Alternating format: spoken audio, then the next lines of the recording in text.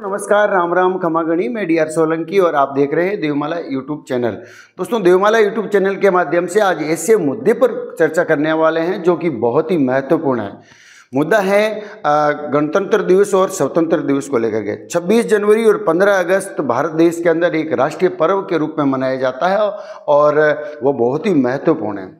दोस्तों, आपको बता दूं कि भारत देश के अंदर 15 अगस्त और 26 जनवरी मनाने का एक संवैधानिक रूप है और वो संविधान के नियमों के अनुसार मनाया जाता है। संविधान के अंदर उनका प्रावधान है, उनके नियम है, उसके अनुसार मनाया जाता है।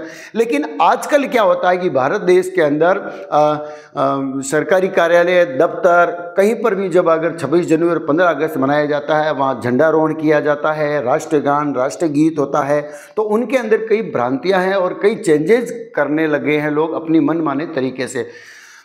अमूमन देखा जाए तो सरकारी स्कूलों के अंदर तो शारीरिक शिक्षक मौजूद होते हैं। वहाँ पर वो शारीरिक शिक्षक बिल्कुल वो परिपक्व होते हैं, नॉलेज वाले होते हैं।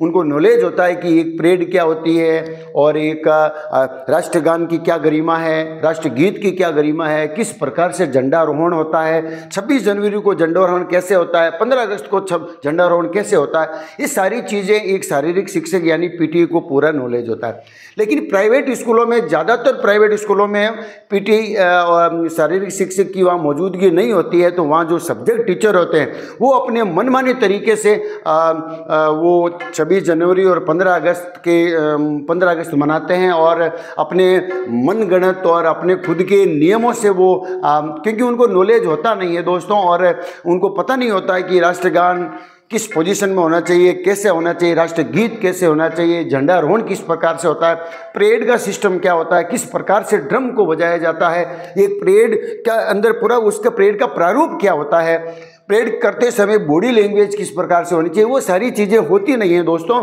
और प्राइवेट स्कूलों में क्या होता है कि शारीरिक शिक्षक की गैर मौजूदगी के अंदर जो सब्जेक्ट टीचर होते हैं या स्कूल का कोई ओनर होता है वो अपनी मन मर्जी से दोस्तों वो नियम लगा करके और वो संवैधानिक रूप से नहीं करते हैं। 15 अगस्त और 26 जनवरी को नहीं मनाया जाता। तो दोस्तों, मेरे कहने का मतलब ये है कि देवमाला न्यूज़ चैनल के माध्यम से हम ये बताना चाहते हैं कि 15 अगस्त और 26 जनवरी एक गरिमा का पर्व है और एक संवैधानिक रूप से मनाने का पर्व है। एक नियमों में बंधा हुआ है, वो उसके अंदर एक नियमावली है, तो उसके हिसाब से ही मनाना चाहिए। और अगर नॉलेज नहीं है तो आजकल सोशल मीडिया है और इंटरनेट का ज़माना है, तो आप नेट पर सर्च कीजिए कि किस प्रकार से झंडारोहण होता है। मान लीजिए फॉर एग्जांपल ये है कि 26 जनवरी को झंडारोहण किस प्रकार से होता है कि वो फ्लैग है वो उससे जो पोल के ऊपर ही बंधा रहता है और उसको होस्टिंग किया जाता है। और दूसरी बात, 15 अगस्त के अंदर किस प्रकार से झंडारोहण होता है, कैसे होता है कि नीचे से ऊपर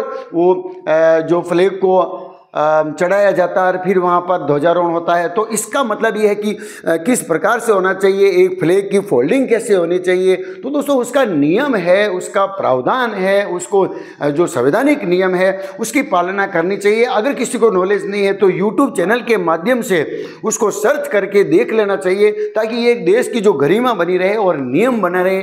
जय हिंद, जय भारत, वंदे मातरम।